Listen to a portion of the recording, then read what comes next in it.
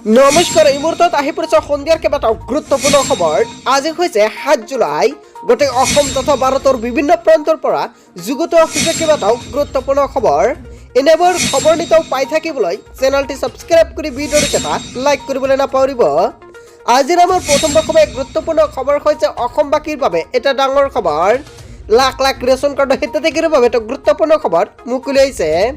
লগতে আত্মসহায়ক মহিলাৰ বেংক একাউণ্টত চৰকাৰে সোমাই দিব 10,000 কোটি টকা। লাখ লাখ কৃষকৰ বাবে এটা ভাল খবৰ মুকলি আহিছে।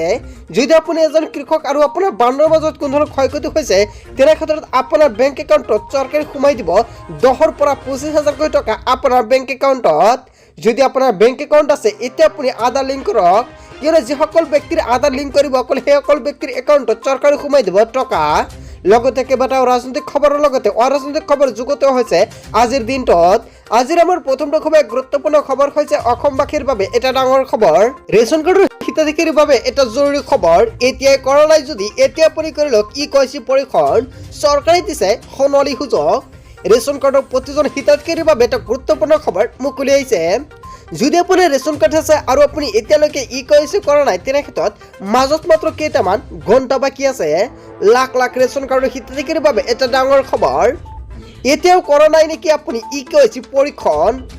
ই-KYC পৰীক্ষণ নকৰা সকলৰ বাবে চৰকাৰে দিছে সোণালী সুযোগ। ৰেচন কাৰ্ডৰ হিতাধিকাৰীৰ বাবে বাধ্যতামূলক হৈ পৰিছে ই-KYC পৰীক্ষণ।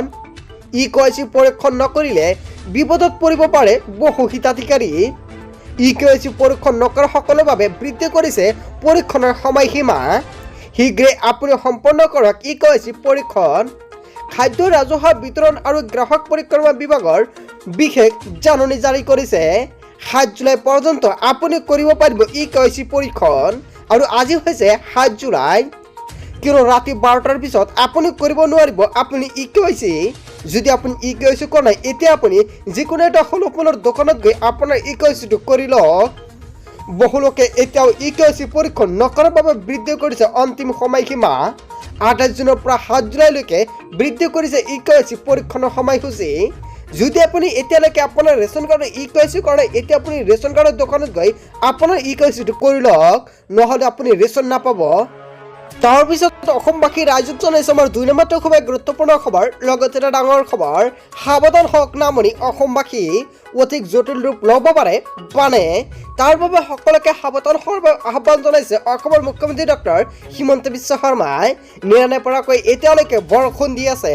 আপোনাৰ ৰাজ্যৰ অৱস্থাটো কেনেকুৱা? বানৰ পৰিস্থিতি বেয়া নে ভাল? ইয়াৰ পৰা নিশ্চয় কমেণ্ট কৰি জনাব। লগতে বন্ধু বান্ধৱীসকল, যিসকল ব্যক্তিৰ বানপানীৰ বাবে ক্ষতিসাধন হৈছে, অসমৰ মুখ্যমন্ত্ৰী ডক্টৰ হিমন্ত বিশ্ব শৰ্মা ছাৰে এখন নতুনকৈ আপডেট প্ৰদান কৰিছে। সকলোৱে প্ৰদান কৰা হ'ব বেংক একাউণ্টত টকা। উজনিৰ পিছত এইবাৰ নামনিত হ'ব জলপ্ৰলয়। নামনি অসমৰ জনতালৈ ডাঙৰ খবৰ। সাৱধান হওক নামনি অসমবাসীয়ে। ৰাজ্যত অব্যাহত আছে মুষলধাৰ বৰষুণ। নামনি অসমত জটিল ৰূপ ল'ব পাৰে বানে। যিকোনো মুহূৰ্ততে বানত বুৰিব পাৰে কেইবাখনো জিলা। চৰকাৰৰ তৰফৰ পৰা জাৰি কৰা হৈছে সতৰ্কবাণী। যিকোনো মুহূৰ্তত ভূটানে এৰিব পাৰে পানী। নামনিৰ কেইবাখনো জিলালৈ বতৰ বিজ্ঞান কেন্দ্ৰই জাৰি কৰিছে এলাৰ্ট। কোকৰাঝাৰ, চিৰাং, গোৱালপাৰা, বৰপেটা, বাক্সাত ৰেড এলাৰ্ট জাৰি কৰিছে বতৰ বিজ্ঞান কেন্দ্ৰৰ তৰফৰ পৰা। বৰপেটা, ধুবুৰী, গোৱালপাৰাবাসী ৰাইজৰ বাবে সতৰ্কবাণী জাৰি চৰকাৰৰ। ধুবুৰী, গোৱালপাৰা, বৰপেটা আদিত জটিল হ'ব বান পৰিস্থিতি। বাক্সা, চিৰাং, নলবাৰীতো জলপ্ৰলয়ৰ আশংকা, কিয় আকৌ বান পৰিস্থিতি হোৱাৰ সম্ভাৱনা আছে। উজনি আৰু উত্তৰ অসমত ইতিমধ্যে বানে লৈছে কাল ৰূপ। অধিক ভয়াৱহ হ'ব পাৰে নামনি অসমৰ পৰিস্থিতি। বন্ধু বান্ধৱীসকল, আপোনাৰ অঞ্চলৰ বান পৰিস্থিতিটো কেনেকুৱা? এতিয়ালৈকে বান পৰিস্থিতি আছে নে নাই নিশ্চয় কমেণ্ট কৰি জনাব। লগতে আকৌ হ'ব পাৰে বান পৰিস্থিতি বেয়া, আৰু তাৰ বাবে সকলোৱে সজাগ হৈ থাকক। তাৰপিছত অসমবাসী ৰাইজক জনাইছো আমাৰ 3 নম্বৰটো খুবেই গুৰুত্বপূৰ্ণ খবৰ। লগতে এটা ডাঙৰ খবৰ, বান ক্ষতিগ্ৰস্ত জিলা ভ্ৰমণ কৰিব অসমৰ মুখ্যমন্ত্ৰী ডক্টৰ হিমন্ত বিশ্ব শৰ্মাই। অৱশেষত আমাৰ অসমৰ মুখ্যমন্ত্ৰী ডক্টৰ হিমন্ত বিশ্ব শৰ্মাই বান পৰিস্থিতিৰ ভাল নে বেয়া সম্পূৰ্ণকৈ নিৰীক্ষণ কৰিছে। মাজুলী, ডিব্ৰুগড়লৈ যাব অসমৰ মুখ্যমন্ত্ৰী ডক্টৰ হিমন্ত বিশ্ব শৰ্মাই অৱশেষত মাজুলী আৰু ডিব্ৰুগড়লৈ গৈ বান পৰিস্থিতি সম্পূৰ্ণকৈ নিৰীক্ষণ কৰিছে। ছেপ্টেম্বৰ অক্টোবৰ মাহৰ ভিতৰত ক্ষতিগ্ৰস্ত বিদ্যালয় অংগনবাড়ী কেন্দ্ৰ ৰাস্তা মাথাউৰি পুনৰ নিৰ্মাণ কৰা হ'ব বুলি ইয়াৰ সম্পূৰ্ণকৈ প্ৰতিশ্ৰুতি প্ৰদান কৰিছে আমাৰ অসমৰ মুখ্যমন্ত্ৰী ডক্টৰ হিমন্ত বিশ্ব শৰ্মা ছাৰে। কেৱল ইয়াই নহয়, লগতে কেইবাটাও গুৰুত্বপূৰ্ণ পন্থা হাতত লৈছে। অহা 15 আগষ্টৰ পূৰ্বে ক্ষতিগ্ৰস্তক ক্ষতিপূৰণ দিয়া হ'ব। বানত যিসকল ব্যক্তিৰ ক্ষতিসাধন হৈছে 15 আগষ্টৰ পূৰ্বে সকলো ব্যক্তিৰ বেংক একাউণ্টত চৰকাৰে প্ৰদান কৰিব ক্ষতিপূৰণ। অসম চৰকাৰৰ হাতত পৰ্যাপ্ত পুঁজি আছে, প্ৰয়োজন হ'লে কেন্দ্ৰীয় চৰকাৰে আমাক পুঁজি দিব। ৰাজ্যত ভয়ংকৰ হৈ পৰিছে বান পৰিস্থিতি সম্পূৰ্ণকৈ নিৰীক্ষণ কৰিছে আমাৰ অসমৰ মুখ্যমন্ত্ৰী ডক্টৰ হিমন্ত বিশ্ব শৰ্মাই। এতিয়া যদি আপোনালোকৰ আধাৰ কাৰ্ডৰ লগত বেংক একাউণ্ট লিংক কৰা নাই তেনে ক্ষেত্ৰত কৰি ৰাখক, কিয়নো সকলোৰে বেংক একাউণ্টত চৰকাৰে সোমাই দিব বানৰ সম্পূৰ্ণকৈ টকা। যদি আপোনালোকৰ বানৰ ফলত কোনো ধৰণৰ খেতি বাতিৰ শস্যৰ ক্ষয়ক্ষতি হৈছে তেনে ক্ষেত্ৰত বা ঘৰ বাৰীৰ ক্ষয়ক্ষতি হৈছে আপুনি লাভ কৰিব পাৰিব চৰকাৰৰ তৰফৰ পৰা সকাহ।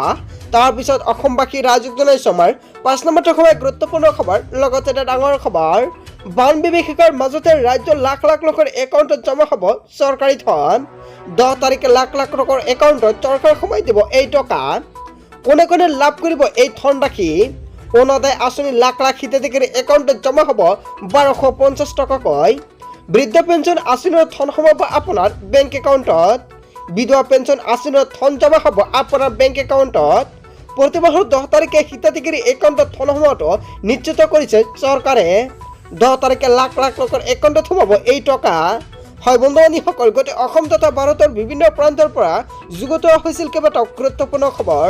এনেবোৰ খবৰ নিতৌ পাই থাকিবলৈ চেনেলটি ছাবস্ক্ৰাইব কৰি ভিডিঅ'টো এটা লাইক কৰিবলৈ নাপাহৰিব। চ' থেংক ইউ ফৰ ৱাচিং ফুল ভিডিঅ'।